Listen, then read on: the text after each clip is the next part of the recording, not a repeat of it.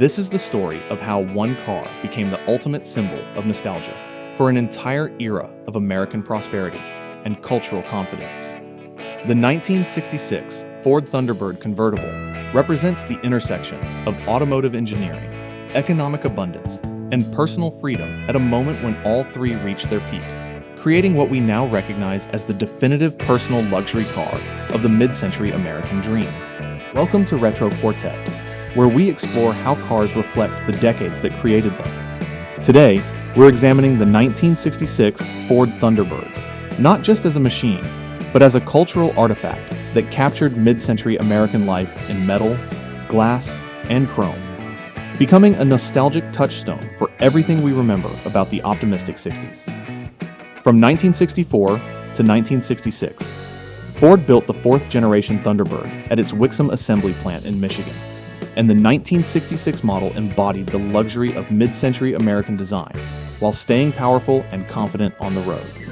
Under the hood sat a 390 cubic inch FEV8 engine churning out exactly 315 horsepower, and buyers wanting more performance could opt for the 428 V8 that pushed output to roughly 345 horsepower. Every single Thunderbird left the factory with a 3-speed automatic Cruise-O-Matic transmission, which tells you something about Ford's priorities under the leadership of company president Robert McNamara. Smooth control mattered more than raw sportiness in this emerging personal luxury car segment. To understand why the Thunderbird matters, you need to understand 1966 itself, because this was a year of cultural transformation, caught between the innocence of the early 60s and the turbulence that would define the decade's end. On August 5th, 1966, the Beatles released Revolver, and tracks like Eleanor Rigby and Yellow Submarine pushed rock music into new experimental territories that nobody had heard before.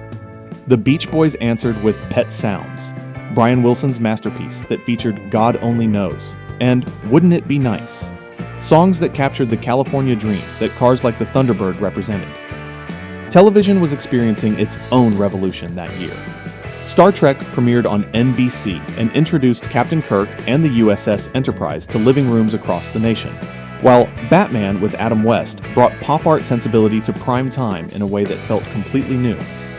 Gilligan's Island, The Monkees, and Mission Impossible all competed for viewers' attention, and The Ed Sullivan Show remained the cultural barometer, showcasing everyone from the Rolling Stones to the Supremes week after week. Cinema was changing too, and you could see it in the films that came out that year. Who's Afraid of Virginia Woolf brought raw adult drama to the screen with Elizabeth Taylor and Richard Burton, while The Good, the Bad, and the Ugly redefined the Western genre with Clint Eastwood's iconic performance and Ennio Morricone's unforgettable score. Blow Up by Michelangelo Antonioni captured the mod London aesthetic that was influencing fashion worldwide, and all of this mattered to how people saw themselves and their place in the world. Magazine spreads from that year show the Thunderbird positioned next to mini skirts and go-go boots, featured in automotive journalism alongside articles about space exploration and the future of American technology.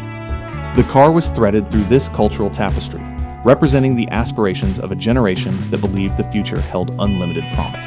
The mid-1960s were a time of cultural explosion, and the automobile industry was deeply intertwined with that conversation in ways we don't really see today. Ford understood something the competition was still figuring out. The Thunderbird couldn't be marketed like the Mustang, which was positioned as young, rebellious, and accessible to almost anyone with a steady paycheck. The Thunderbird was aspirational in a completely different way. It was what you bought when you'd made it, when you'd arrived. Ford's advertising campaigns were masterclasses in lifestyle marketing that advertising schools still study today.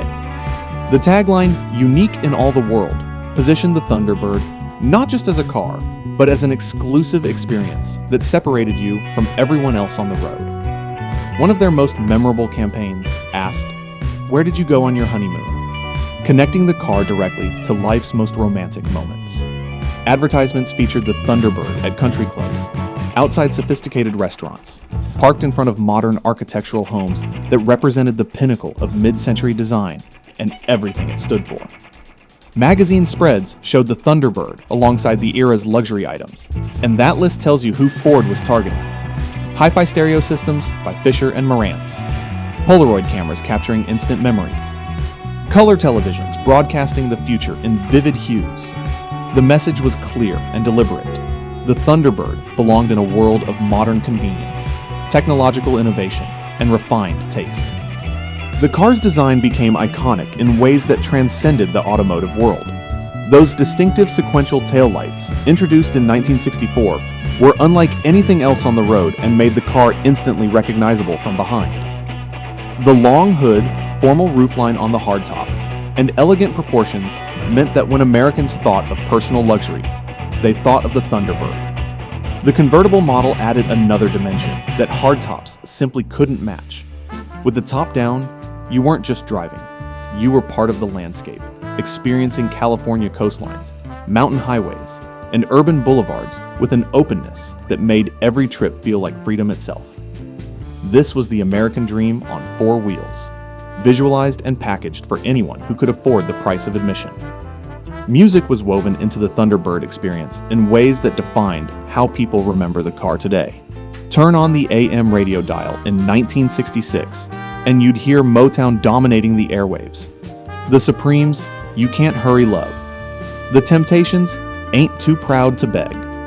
The Four Tops, Reach Out, I'll Be There. Berry Gordy's Detroit Sound was the soundtrack of American optimism, and it poured out of car radios from coast to coast.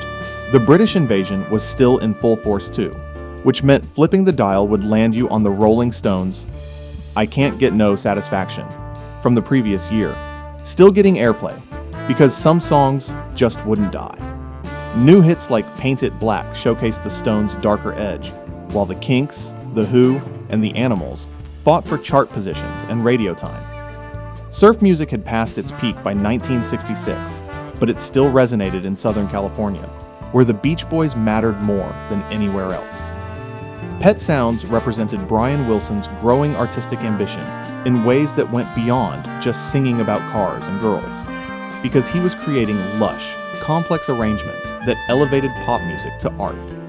For buyers with more sophisticated tastes, the car's optional stereosonic tape player could play 8-track tapes, and this was cutting-edge technology in 1966 that most people couldn't afford.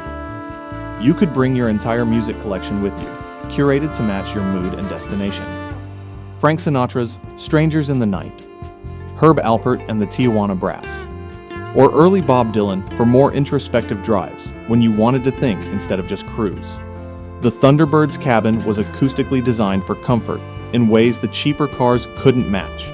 With the top up, it created a quiet sanctuary from the world, allowing the music to envelop you without wind noise or road rumble interfering. With the top down, the music mixed with engine rumble, wind noise, and the ambient sounds of American life, creating an immersive, multi-sensory experience that defined 1960s car culture for everyone who lived through it. The mid-1960s represented peak American prosperity in ways that wouldn't be repeated for decades.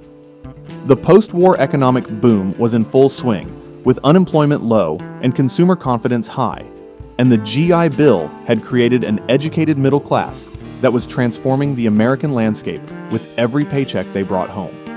Suburban expansion was changing what America looked like from the air, and the cars people drove reflected all of this growth. Interstate highways, championed by President Eisenhower and expanded throughout the early 1960s, created new possibilities for travel and commerce that previous generations couldn't have imagined.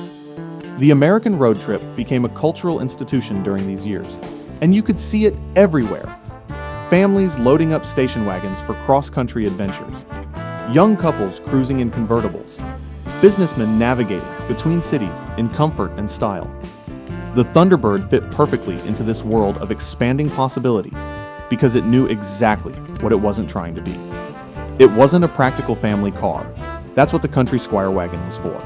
And it wasn't a sports car for weekend racing, because that was Corvette territory. The Thunderbird was designed for individuals or couples who valued comfort, style, and performance in equal measure. And that's a very specific buyer who knew what they wanted. Drive-in theaters were at their cultural peak in 1966, with over 4,000 of them scattered across America, creating nostalgic experiences that defined American teenage culture. Arriving in a Thunderbird made a statement that arriving in a Chevy Impala simply didn't. The same held true at restaurants, whether you were pulling up to sophisticated dinner clubs or the emerging fast food chains like McDonald's, which was expanding rapidly with a new menu and bigger ambitions. Howard Johnson's, with its distinctive orange roofs, dotted the interstate system like mile markers. And Holiday Inn was standardizing the American motel experience in ways that made cross-country travel accessible to more people than ever before. The Thunderbird was the perfect vehicle for this new mobile lifestyle. Equally at home, cruising through city streets, or eating up highway miles on cross-country journeys that previous generations would have found exhausting. This economic prosperity created a consumer class that sought more than just function from their purchases, and that's what changed everything. They wanted style, status, and a sense of participation in America's technological and cultural progress, and the Thunderbird delivered all of that in one package. Owning a 1966 Thunderbird meant you were likely also an early adopter of other technologies transforming American life, because people who could afford one usually had the money for other luxury items too. Color television was becoming standard in upper-middle-class homes, and NBC's Peacock logo proudly proclaimed, "Shows in living color," which made watching Bonanza or The Wonderful World of Disney feel like a revelation compared to the black and white sets most people still owned. Home entertainment systems were evolving rapidly during these years. Stereo consoles from Magnavox and RCA combined record players, radio, and sometimes even television in single furniture-quality units that looked as good as they sounded. The same attention to design aesthetics that made the Thunderbird beautiful was being applied to these home systems with their wood grain, clean lines, and modern materials. The kitchen was being revolutionized by appliances that promised to make life easier, and avocado green and harvest gold were the colors of choice for anyone building or remodeling.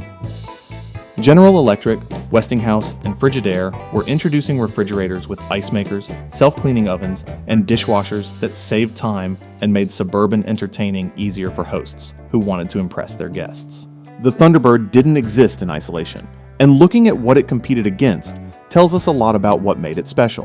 In 1966, the American automotive landscape was fierce and fascinating, with each manufacturer trying to capture different market segments through design, marketing, and performance. Chevrolet's Corvette Stingray represented pure American sports car performance, with its distinctive split-window design on earlier models and powerful V8 options that prioritized speed above everything else. The Corvette was about speed and handling, with a philosophy that was completely different from the Thunderbird.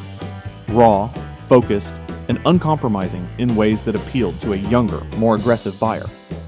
Buick's Riviera, introduced in 1963 under the design leadership of Bill Mitchell, was perhaps the Thunderbird's closest competitor in the personal luxury segment, and the rivalry between them defined what personal luxury meant for the entire decade. The Riviera featured clean, elegant lines and similar performance credentials that made choosing between the two a matter of personal taste rather than clear superiority. Cadillac Eldorado, especially the front-wheel drive model introduced in 1967, represented the pinnacle of American luxury in ways the Thunderbird never tried to match. It was larger, more expensive, and more overtly luxurious than the Thunderbird, appealing to buyers who wanted maximum prestige and didn't care about the price tag. From Europe, Mercedes-Benz was making inroads with the W113 Pagoda series, including the 230SL and 250SL, offering European sophistication and engineering precision that challenged American assumptions about what luxury meant. Jaguar's E-Type represented British sports car elegance, and these imports challenged American manufacturers to think globally, even as they dominated their home market with superior marketing and dealer networks. But the Thunderbird maintained its distinct identity through all of this competition. It wasn't trying to be European or purely sporty, but was authentically American in the best sense. Powerful, comfortable, stylish, and confident. It represented American automotive philosophy at its peak, before the oil crises and safety regulations of the 1970s forced the industry to reconsider everything about how cars were designed and marketed. This competitive context shows us why the Thunderbird mattered beyond just being another luxury car. It carved out a specific niche and defended it successfully, creating a template for personal luxury cars that would influence the industry for decades after 1966. People who owned a 1966 Thunderbird were paying attention to fashion and design trends in ways that went beyond just car culture. The mid-1960s were a transition point in American style, caught between the conservative elegance of the early decade and the psychedelic revolution that was coming. And you could see this tension in everything, from clothing to furniture. For men, the narrow lapels and slim ties of the early 60s were giving way to slightly wider, more confident styling that reflected changing attitudes about masculinity and self-expression. The Peacock Revolution was beginning during these years, with men's fashion becoming bolder and more expressive than it had been since before World War II. Brands like Pierre Cardin and John Stephen were influencing American designers, bringing European mod sensibility to American shores in ways that challenged traditional ideas about how men should dress. Women's fashion in 1966 was experiencing the mini-skirt revolution that would define the rest of the decade. Mary Quant's designs from London were influencing American style, and the shift dress, popularized by designers like Betsy Johnson, represented youthful rebellion against the structured fashions of the previous generation. Jackie Kennedy's pillbox hats and sophisticated ensembles still influenced millions of women, but younger women were embracing a different aesthetic entirely that their mothers found shocking. Ford's marketing materials showed impeccably dressed couples arriving at galleries, theaters, and restaurants in their Thunderbirds, and the car was photographed next to mid-century modern architecture, in front of sleek office buildings, and against backdrops of contemporary art. The message was that the car belonged in a world where design mattered as much as function. Interior design was equally important to the Thunderbird demographic, and the same people who bought these cars were furnishing their homes with Eames chairs, Danish modern furniture, and minimalist aesthetics that defined sophisticated homes in the 1960s. The same people who appreciated clean lines and functional beauty in furniture appreciated the Thunderbird's design philosophy, because both represented the same values about what modern life should look like. Cocktail culture was still thriving in 1966, and the martini remained the drink of choice for sophisticated adults who entertained at home or went out to dinner clubs. Attitudes about drinking and driving would change dramatically in subsequent decades, but in 1966, such scenarios were commonplace in advertising and media, reflecting the cultural norms of the time before organizations like MAD changed how America thought about alcohol and automobiles. The Thunderbird's journey as a cultural symbol extended far beyond 1966, and what happened 25 years later would cement its place in American popular culture forever. By the 1990s, filmmakers looking to evoke a specific aesthetic, a particular kind of American freedom, knew exactly which car to choose.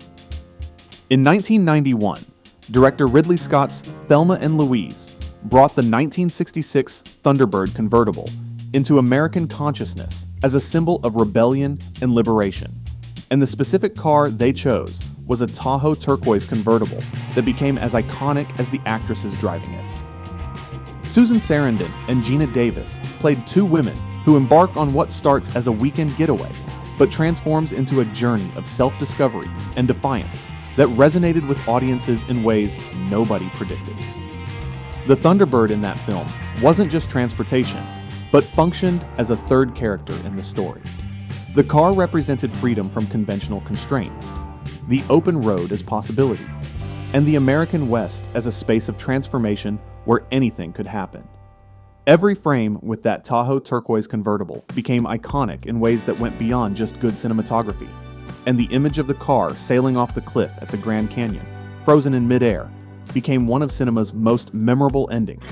The film won Susan Sarandon and Gina Davis Academy Award nominations, and Callie Khouri won the Oscar for Best Original Screenplay. But beyond the awards, Thelma and Louise sparked national conversations about gender, freedom, and rebellion that dominated talk shows and magazine covers for months. And at the center of those conversations was a 25-year-old Thunderbird convertible, proving that great design transcends its era in ways that cheap or poorly designed objects never do. This wasn't the Thunderbird's only screen appearance over the years. Throughout the decades, the car showed up in commercials, selling everything from cologne to insurance, always evoking nostalgia, sophistication, and American confidence in ways that other cars couldn't quite match. Television shows used it as a visual shorthand for mid-century cool, and music videos featured it as a symbol of timeless style that connected the past to the present. The Thunderbird's presence in media demonstrated something that advertising executives understood but couldn't always articulate. Certain designs become visual languages that communicate ideas, emotions, and cultural values instantly without words. The 1966 Thunderbird's silhouette meant something to audiences, whether they'd lived through the 1960s or were discovering that era through film and photography decades later. What makes the Thunderbird stand out isn't just horsepower or luxury features, but how it carried meaning across decades in ways that most cars never do. It became a symbol of specific American values like optimism, prosperity, confidence, and freedom that would be romanticized and re-examined in later years when those values felt harder to hold on to. When American Graffiti brought 1960s car culture to 1973 audiences, it sparked nationwide nostalgia for the cars, music, and lifestyle of the Kennedy era that people were already starting to miss. Though the film focused on 1962 and featured different vehicles, it helped establish the template for how Americans would remember that decade's automotive culture for generations to come. Museums like the Peterson Automotive Museum in Los Angeles preserve exceptional examples of these vehicles today, understanding that they're not just machines but cultural artifacts worth protecting. The Peterson Museum's vault houses the actual hero car from Thelma and Louise, that very same Tahoe turquoise convertible that sailed off the cliff at the Grand Canyon. This preservation creates a bridge between automotive innovation and film history, connecting the personal luxury car segment to cinema history and the broader cultural conversations that movies sparked.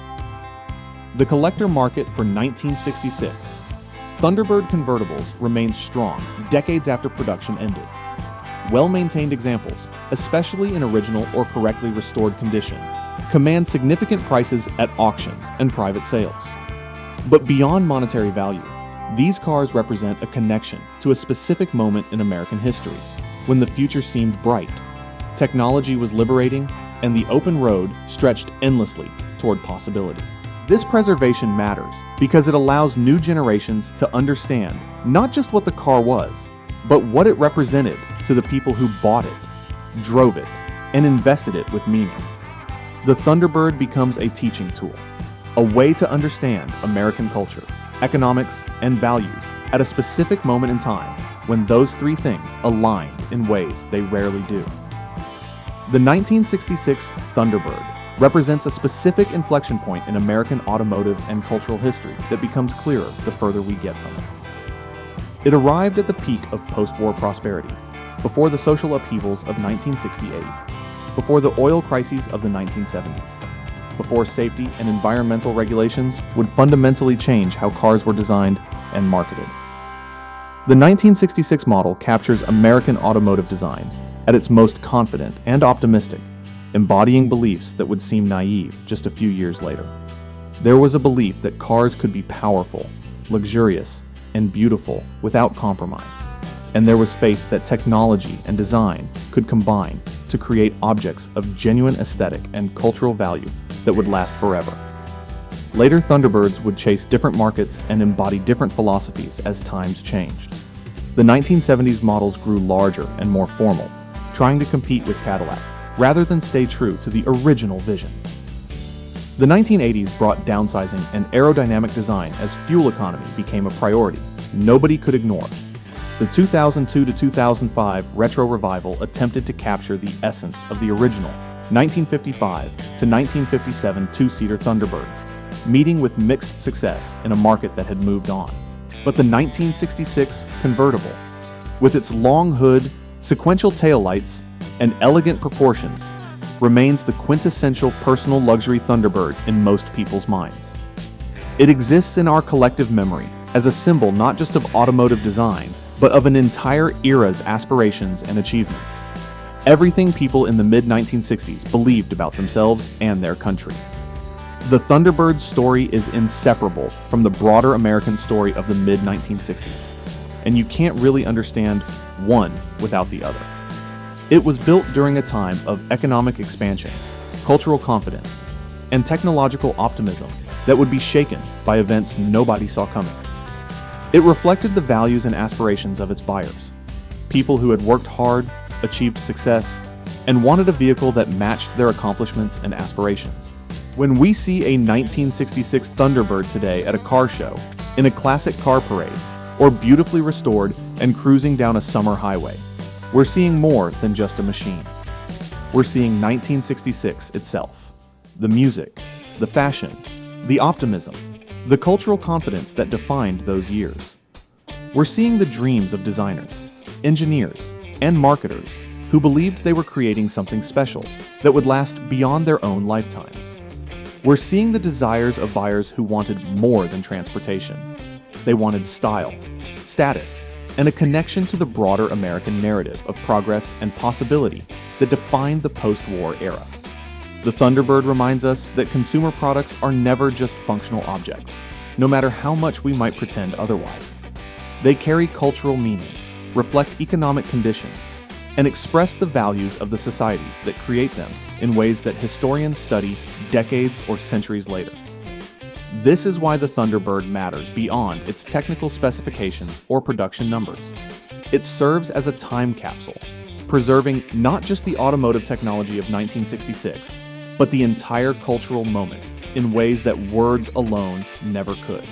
The car's enduring appeal in collector markets and its continued presence in popular culture demonstrate that it successfully transcended its original purpose in ways most products never do. It became more than a car. It became an icon, a symbol, a piece of American cultural history that continues to resonate decades after the last 1966 model rolled off the assembly line at Wixom. The Thunderbird has transcended its original purpose. It has become a symbol, a memory, and a connection to an America that existed at a specific moment in history when optimism came easier than it does today. The Thunderbird's legacy teaches us that the most successful designs do more than solve problems or fulfill functions. They capture the spirit of their time, reflect the values of their creators and owners, and continue to communicate meaning long after their original context has passed into history. This is what makes certain cars classics. Not just their engineering or their rarity, but their ability to carry cultural meaning across generations. The 1966 Thunderbird accomplished this in ways that still matter, making it not just a great car, but an enduring piece of American cultural history that continues to evoke powerful feelings of nostalgia for an era when America's future seemed limitless. Thanks for joining us on Retro Quartett, where we explore the cars that define decades, not just as machines, but as markers of the culture that created them. Subscribe to continue this journey through automotive and cultural history.